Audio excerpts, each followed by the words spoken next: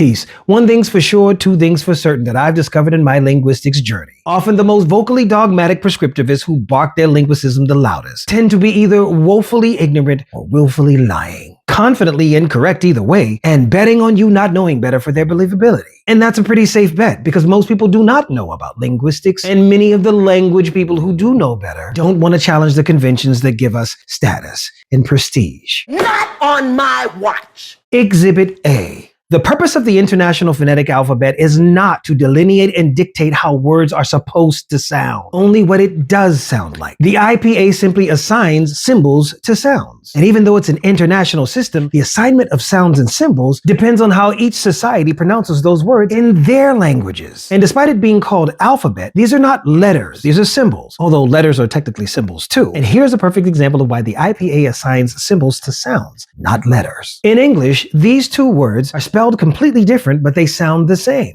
Kernel. Now, Kernel makes more sense as kernel, right? After all, the other kernel has an L, not an R in the middle of it. Well, that kernel comes from the Latin word coloma, which evolved into the Italian word colonna, and evolved again in Italian as colonnello. Then enters French, as always. But the French didn't like the L, so they put an R in its place and pronounced it cornel. And considering 1/3 of English is French, the word makes its way into the English language as kernel. The English reverted back to the original French spelling, but those are not the only letters that can create that sound. Kurrnal. In the IPA, all three of these words would look and sound the same. Kernel, kernel, kernel. So no, stop turning tools of teaching into weapons of oppression. Try as you may, not on my watch.